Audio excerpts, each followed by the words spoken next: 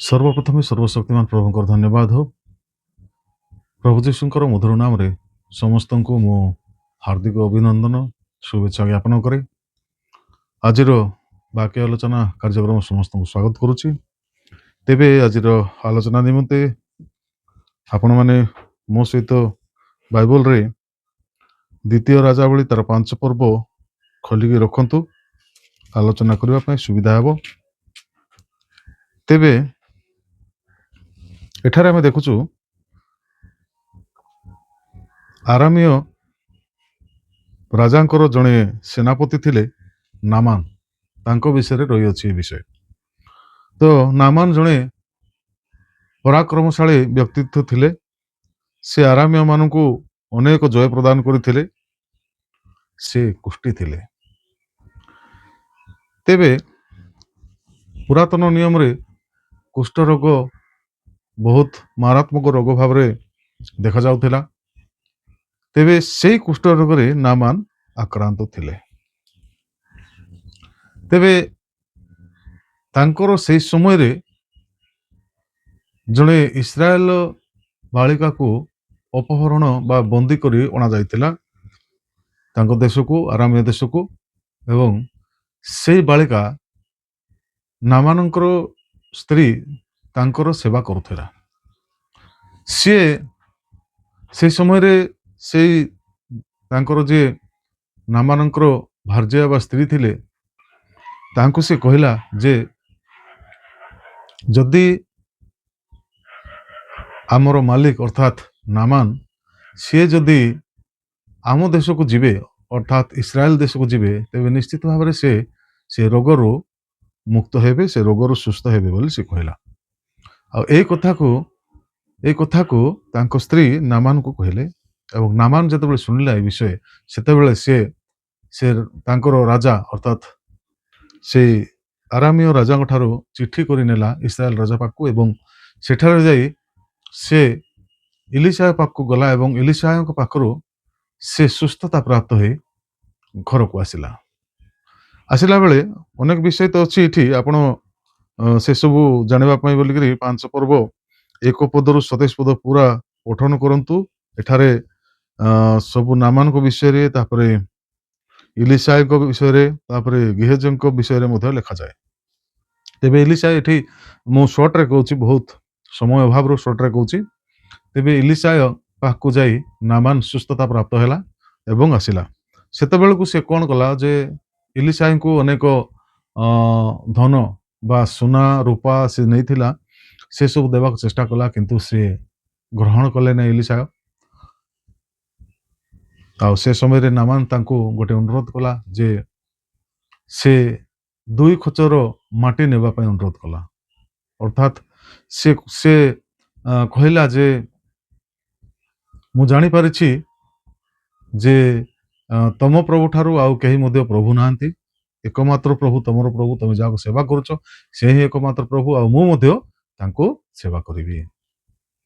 ଆଉ ସେଥିପାଇଁ ସେ ମାଟି ନେବାକୁ ଇଚ୍ଛା କଲା। ଆଉ ସେ ମାଟିରେ ସେତେବେଳେ କ'ଣ କରାହଉଥିଲା? ମାଟିରେ ସେତେବେଳେ ବେଦୀ ବନା ହଉଥିଲା, ଆଉ ପ୍ରଭୁଙ୍କର ଉଦ୍ଦେଶ୍ୟରେ ହୋମ ବଳି ବା ବଳି ଚଢ଼ା ହଉଥିଲା।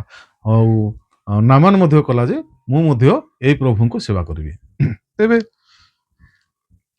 ଏଠି ଆମେ ଦେଖୁଛୁ ଯେ ନାମାନ ଗୋଟେ ପ୍ରଭାବଶାଳୀ ବ୍ୟକ୍ତି ଥିଲା। ସେ ଯେତେବେଳେ ପ୍ରଭୁଙ୍କୁ ଗ୍ରହଣ କଲା, ଆଉ ସିଏ ତାର ଜୀବନ ସାରା ସେ ପ୍ରମାଣ କରି କହିଲା ଯେ ମୁଁ ପ୍ରଭୁଙ୍କୁ ସେବା କରିବି। ଆଉ ସେ ଯେତେବେଳେ ଘରକୁ ଆସିଥିବ, ଏଠି ତ ଅବଶ୍ୟ ଲେଖା ନାହିଁ, କିନ୍ତୁ ନିଶ୍ଚିତ ଭାବରେ ସେ ଜଣେ ପ୍ରଭାବଶାଳୀ ଲୋକ ଥିଲା। ତାର ପରିବାରର ସମସ୍ତେ ପ୍ରଭୁଙ୍କୁ ଗ୍ରହଣ କରିଥିବେ। ପୁଣି ହୁଏତ ତାଙ୍କ ରାଜ୍ୟ, ତାଙ୍କର ଗୋଷ୍ଠୀର ଲୋକମାନେ ମଧ୍ୟ ଅନେକ ଲୋକ ପ୍ରଭୁଙ୍କୁ ଗ୍ରହଣ କରିଥିବେ। ତେବେ ଏଠି ଆମେ ଦେଖୁଛୁ ପ୍ରଭୁଙ୍କୁ ଗ୍ରହଣ କଲେ ଅନେକ ଲୋକ, ବିଶେଷ କରି ନାମାନଙ୍କ ଦ୍ୱାରା ଅନେକ ଲୋକ ବି ଗ୍ରହଣ କରିଥିବେ। ତେବେ ସେମାନେ କିପରି ଗ୍ରହଣ କଲେ? ଏଇ ମୁଖ୍ୟ କାରଣ କ'ଣ? ସେମାନେ ଯୋଉ ପରିବର୍ତ୍ତନ ହେଲେ, ପରିତ୍ରାଣ ପାଇଲେ। ଯଦି ପ୍ରଭୁଙ୍କୁ ଗ୍ରହଣ କଲେ ସେମାନେ, ତାର ଅର୍ଥ ସେମାନେ ପରିତ୍ରାଣ ପାଇଲେ। ତେବେ ପରିତ୍ରାଣ କାରଣ କି ହେଲା? ଏଠି ଆମେ ଯଦି ଦେଖିବା 5 ପର୍ବ ତାର ପ୍ରଥମରେ ଲେଖା ଅଛି ଯେ ସେ ବାଳିକାକୁ ସେମାନେ ବନ୍ଦୀ କରି ଆଣିଥିଲେ ଇସ୍ରାଏଲ ଦେଶରୁ। ସେଇ ବାଳିକା ହିଁ ମୁଖ୍ୟ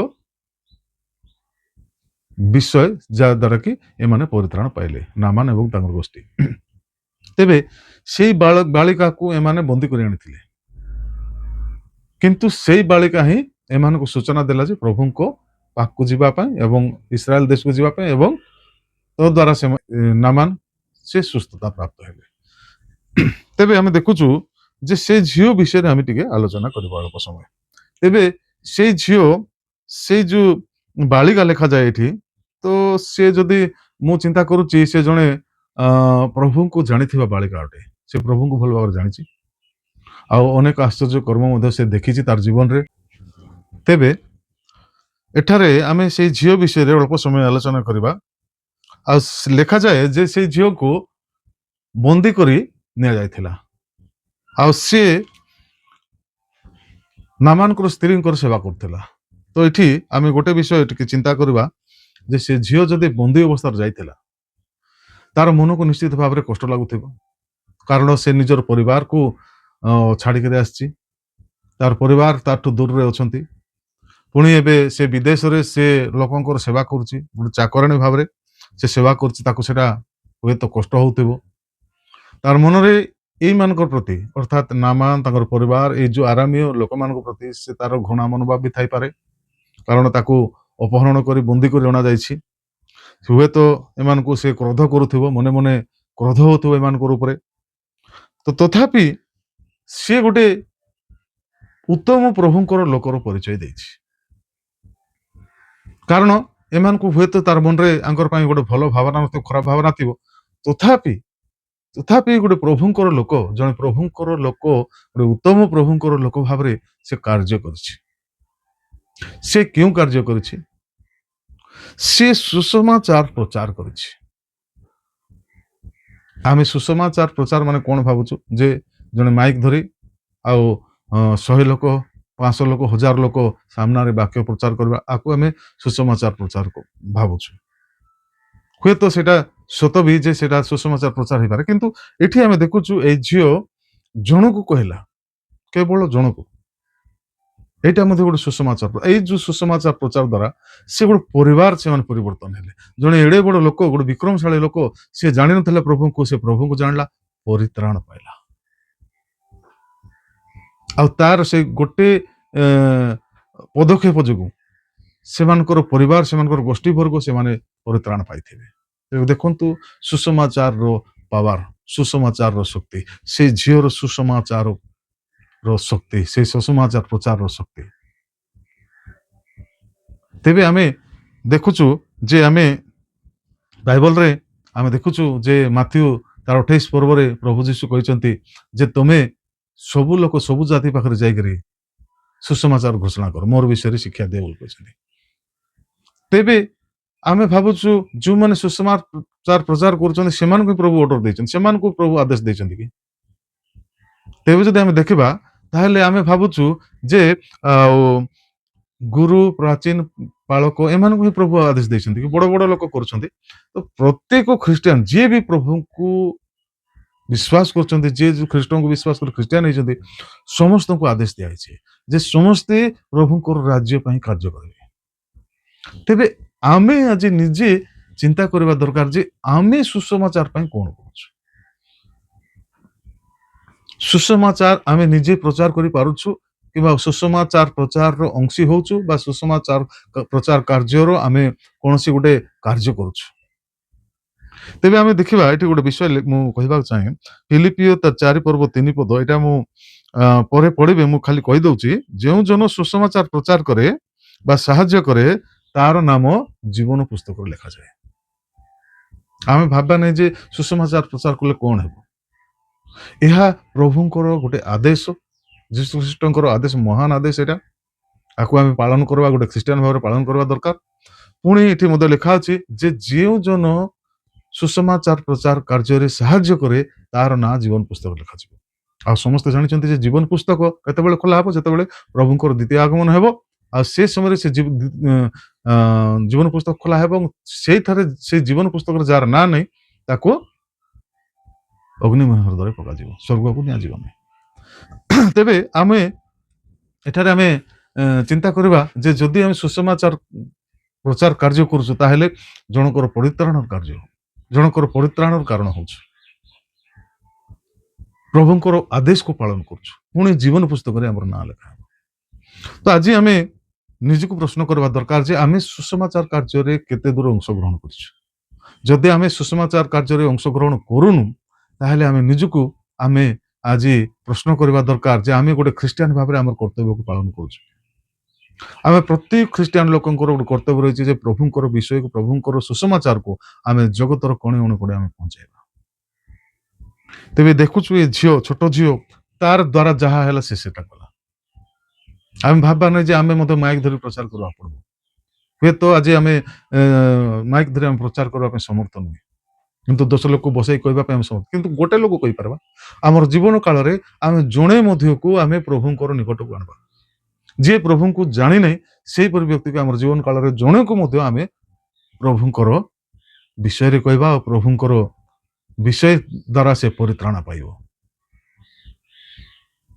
ତେବେ ଯଦି ଆମେ ସେଟା କରିପାରିବା ନାହିଁ, ତାହେଲେ ଯେତେବେଳେ ଆମମାନଙ୍କୁ ଗୋଟେ ଉତ୍ତର ଦେବାର ସମୟ ହେବ, ଉତ୍ତର ଦେଇପାରିବାନି। ଆମେ ତୋଡ଼ାର ବିଷୟ ଶୁଣିଛୁ, ତୋଡ଼ାର ବିଷୟରେ ପ୍ରଭୁ କହୁଛନ୍ତି ସେ ଗୋଟେ ତୋଡ଼ା ଯାହାକୁ ଦିଆଯାଇଥିଲା ତାକୁ ପଚାରନ୍ତୁ ତୁ କେତେ ଲାଭ କଲୁ, ଆଉ ସେତେବେଳେ ସେ କହୁଛି ମୁଁ ଗୋଟେ। ତାହେଲେ ଆମର ଯୋଉ ବିଶ୍ୱାସ ଆମେ କରୁଛୁ, ଆମ ହୃଦୟରେ ଆମେ ରଖିଛୁ, ତାକୁ ଆମେ ବଢାଇବାକୁ ଚେଷ୍ଟା କରୁ। ଅନେକ ଲୋକ ଅଛନ୍ତି ଯେଉଁମାନଙ୍କ ଦ୍ୱାରା କି ଅନେକ ଲୋକ ପରିତ୍ରାଣ ପାଉଛନ୍ତି, ପ୍ରଭୁଙ୍କ ନିକଟରେ ଆସି ପରିତ୍ରାଣ ପାଉଛନ୍ତି, ପ୍ରଭୁଙ୍କୁ ଗ୍ରହଣ କରୁଛନ୍ତି। ତ ଆମର ଦ୍ୱାରା ପ୍ରଭୁଙ୍କୁ କେତେ ଲୋକ ଗ୍ରହଣ କରୁଛନ୍ତି? ଯଦି ଜଣେ ବା ତାଠାରୁ ଅଧିକ ଗ୍ରହଣ କରୁଛନ୍ତି ବହୁତ ଭଲ ବିଷୟ, କିନ୍ତୁ ଯଦି ଜଣେ ବି ଯଦି ଗ୍ରହଣ କରିନି ଆଜି ପର୍ଯ୍ୟନ୍ତ, ତେବେ ଆମେ ଚେଷ୍ଟା କରିବା ଦରକାର ଆମର ଜୀବନ କାଳରେ ଆମେ ଜଣକୁ ମଧ୍ୟ ପ୍ରଭୁଙ୍କର ନିକଟକୁ ଆଣିବା ଆଉ ସୁସମାଚାରରେ ଅଂଶୀ ହେବା। ଯଦି ଆମେ ନିଜେ କରିପାରୁନୁ, ଯେଉଁମାନେ ବି ସୁସମାଚାର ପ୍ରଚାର କରୁଛନ୍ତି ସେମାନଙ୍କୁ ସାହାଯ୍ୟ କରିବା। ତା ଦ୍ୱାରା ଆମେ କଣ ଏଇ ସବୁ ବିଷୟର ଆଶୀର୍ବାଦ ଆମେ ପ୍ରାପ୍ତ ହେଇପାରିବା। ତେବେ ପ୍ରଭୁ ଆଜିର এই ବାକ୍ୟ ଆଲୋଚନା ଦ୍ୱାରା ଆମ ସମସ୍ତଙ୍କୁ ପ୍ରଚୁର ରୂପେ ଆଶୀର୍ବାଦ କରନ୍ତୁ। ଆମେ ତେବେ ଆସନ୍ତୁ ଆମମାନେ ଅଳ୍ପ ସମୟ ପ୍ରାର୍ଥନା କରିବା। ଧନ୍ୟବାଦ ଧନ୍ୟବାଦ ଧନ୍ୟବାଦ ସର୍ବଶକ୍ତିମାନ ଦୟାଳୁ ପିତା ପରମେଶ୍ୱର ପ୍ରଭୁ, ତୁମର ମହାନ ନାମକୁ ଏତେବେଳେ ଆମେ ଧନ୍ୟବାଦ, ପ୍ରଶଂସା, ଗୌରବ କରୁଅଛୁ। ଧନ୍ୟବାଦ କରୁଛୁ ପିତା ଆଜିର ବାକ୍ୟ ଆଲୋଚନା ପାଇଁ। ପ୍ରଭୁ ତୁମେ ସାହାଯ୍ୟ କଲ, ଦୟା କଲ, ଅନୁଗ୍ରହ କଲ, ଏ ବିଷୟ ବୁଝିବା ପାଇଁ ତୁମେ ଶକ୍ତି ପ୍ରଦାନ କଲ। ଧନ୍ୟବାଦ କରୁଛୁ ପିତା ସେଥିପାଇଁ। ପ୍ରଭୁ ଏତେବେଳେ ଆଜି ଯେଉଁ ବିଷୟ ଆଲୋଚନା କଲ ପିତା, ସେଇ ବିଷୟ ଯେପରି ଆମର ଜୀବନରେ କାର୍ଯ୍ୟକାରୀ ହେବ ସେଥିପାଇଁ ପ୍ରଭୁ ତୁମେ ସାହାଯ୍ୟ କର। ପ୍ରଭୁ ଏ ବିଷୟ ପ୍ରଭୁ ଯେଉଁମାନେ ପାଇପାରୁନାହାନ୍ତି ସେମାନଙ୍କ ନିକଟରେ ପ୍ରଭୁ ଆମେ ଯାଇ ପହଞ୍ଚାଇ ପାରିବୁ ଏ ବିଷୟ, ସେଥିପାଇଁ ପ୍ରଭୁ ତୁମେ ସାହାଯ୍ୟ କର। ଏତେବେଳେ ପିତା ଯେଉଁମାନେ ଆମ ସହିତ ପ୍ରାର୍ଥନା କରୁଛନ୍ତି ସମସ୍ତଙ୍କୁ ତୁମେ ପ୍ରଚୁର ରୂପେ ଆଶୀର୍ବାଦ କର, ସମସ୍ତଙ୍କର ପ୍ରାର୍ଥନାର ଉତ୍ତର ତୁମେ ଦିଅ, ସମସ୍ତଙ୍କର ଚିନ୍ତାର ଭାରକୁ ତୁମ ଚରଣ ତଳେ ସମର୍ପିତ କରୁଛୁ ପିତା। ସମସ୍ତଙ୍କର ଚିନ୍ତାକୁ ଯୀଶୁଙ୍କ ନାମରେ ଦୂର କର ପିତା। ପ୍ରଭୁ ଏତେବେଳେ ପ୍ରାର୍ଥନା କରୁଛୁ ଯେଉଁମାନେ ଅସୁସ୍ଥ ଅଛନ୍ତି ପିତା, ସେମାନଙ୍କୁ ତୁମେ ସ୍ପର୍ଶ କର, ଯୀଶୁଙ୍କ ନାମରେ ସେମାନଙ୍କୁ ତୁମେ ସୁସ୍ଥତା ପ୍ରଦାନ କର।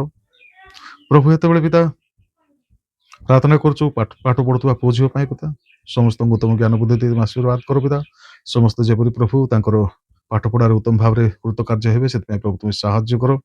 ପ୍ରଭୁ ଏହି ସମୟରେ ପ୍ରଭୁ ଶିଶୁମାନଙ୍କ ପାଇଁ ପ୍ରାର୍ଥନା କରୁଛୁ, ଶିଶୁମାନଙ୍କୁ ପ୍ରଚୁର ରୂପେ ଆଶୀର୍ବାଦ କର, ତାଙ୍କୁ ଶାରୀରିକ ମାନସିକ ଆତ୍ମିକ ଭାବରେ ବୃଦ୍ଧି ପାଇବା ତୁମେ ସାହାଯ୍ୟ କର।